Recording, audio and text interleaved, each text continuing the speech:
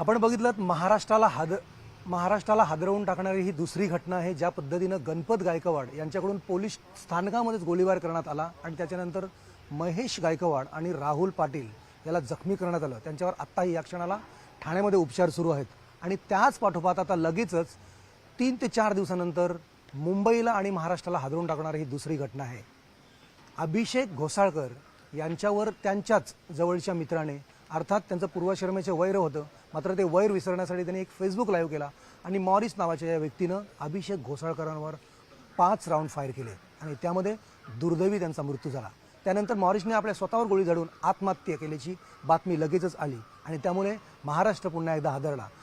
हा अत्यंत भयावह असा प्रकार म्हणावा लागेल, कारण महाराष्ट्रामध्ये ही दुसरी घटना जी गोळीबाराची कुठेतरी कायदा सुव्यवस्था प्रश्न निर्माण होतोय का, सरकारचा अंकुश नाही आहे का, अशा प्रकारचे प्रश्न अनेक वेळा उपस्थित केले जातात आणि त्यातलाच हा प्रकार आहे।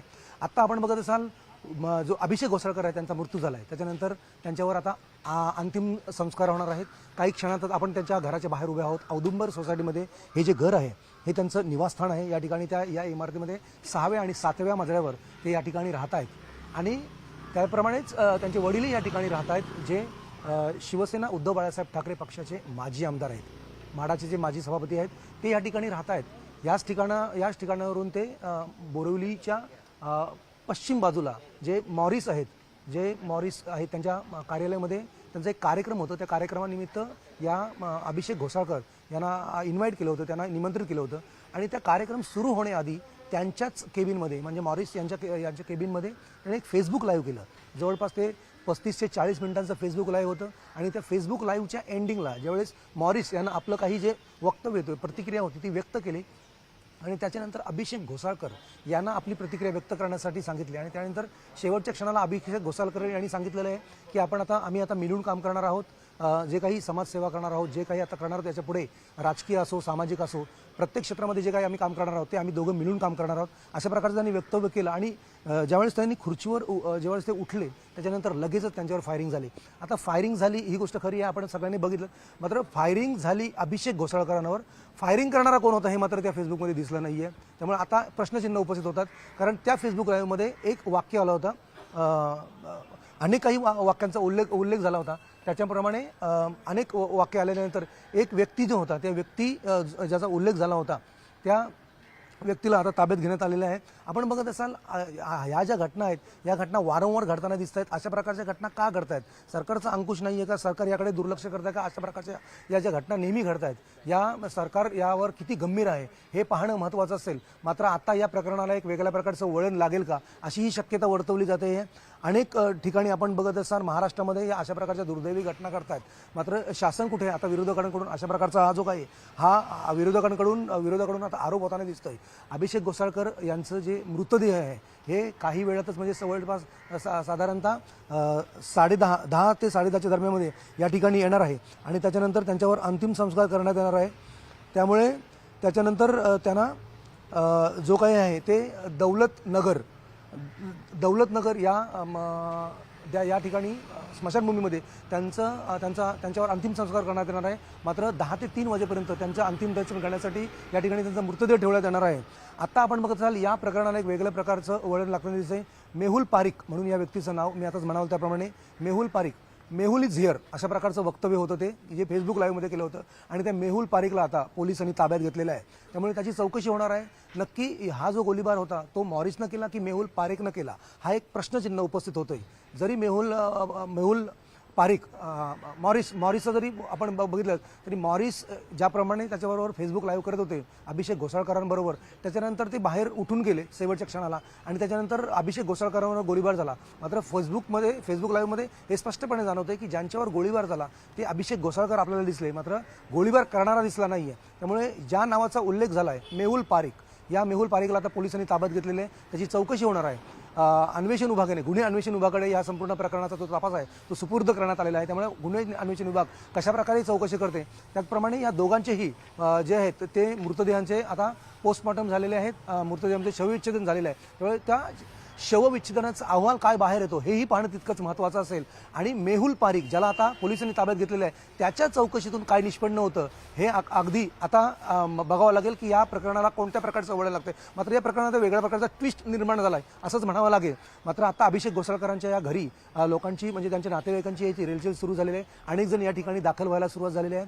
10 वाजता 10 ते 10:30च्या दरम्यानमध्ये त्यांचा मृतदेह या ठिकाणी आणण्यात येणार आहे आणि त्याच्यानंतर या ठिकाणी त्यांना जे काही त्यांच्या ज्या मृतदेहाचं आहे ते अंतिम दर्शन इथं घेतलं जाणार आहे आणि त्याच्यानंतर 3 वाजता दौलतनगर स्मशानभूमीमध्ये त्यांच्यावर अंतिम संस्कार करण्यात येणार आहे. त्यामुळे आपण बघत असाल जो परिसर आहे विनोद घोसाळकर त्यांचे जे वडील आहेत त्यांचा हा पूर्णपणे हा परिसर पूर्वी ते माजी आमदार राहिले त्या परिसरात आणि अभिषेक घोसाळकर आहे ते माजी नगरसेवक राहिले आहेत. त्यामुळे या परिसरामध्ये त्यांचं एक वेगळ्या प्रकारचं वचक आहे. त्यांची एक चांगली ओळख आहे. या ठिकाणचे ते नगरसेवक कॉर्पोरेटर आणि आमदार राहिले आहेत. त्यामुळे या परिसरामध्ये आता थोडीशी शांतता पसरलेली आहे. अत्यंत आपण बघत असाल भयावह अशी शांतता म्हणावी लागेल. कारण अशा प्रकारचं डायरेक्ट गोळीबार होणं आणि त्याच्यानंतर लगेचच मृत्यू होणं ही खरंच एक महाराष्ट्राला हादरवून टाकणारी अशा प्रकारची घटना आहे. पोलिसांचा फौजफाटा या ठिकाणी मोठ्या प्रमाणावर तैनात करण्यात आलेला आहे.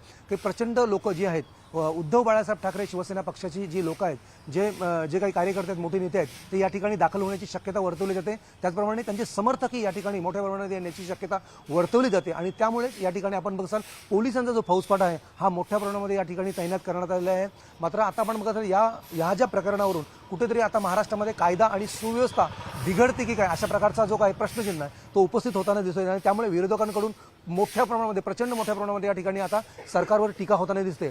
मात्र ह्या ज्या 2 घटना मागच्या वेळेस गणपत गायकवाडांचा गोळीबार प्रकरण आणि त्याच्यानंतर मॉरिसनं केलेला अभिषेक घोसाळकर यांच्यावर गोळीबार हा प्रकरण महेश गायकवाड हे आता बचावलेले आहेत. मात्र अभिषेक घोसाळकर हे मात्र आता 5 गोळ्या जवळून झाडल्यामुळे आता त्यांचा मृत्यू झालेला आहे आणि त्यामुळे या घटनांमुळे आता पुन्हा एकदा कुठेतरी महाराष्ट्रामध्ये कायदा सुव्यवस्थेचा प्रश्न निर्माण झालेला आहे. आता या बाबतीमध्ये महाराष्ट्र शासन जे सरकार आहे ते कोणत्या प्रकारे कशा प्रकारचं निर्णय घेते या संपूर्ण प्रकरणावर गृहमंत्री देवेंद्र फडणवीस हे काय निर्णय घेतात, कशा प्रकारे या ठिकाणी आता ही कायदा सुव्यवस्था अबाधित राहण्यासाठी त्यांचा ठोस पावले जी उचलली जातात हे सगळे आता महाराष्ट्राचं या सगळ्या गोष्टींकडे लक्ष लागलेले आहे.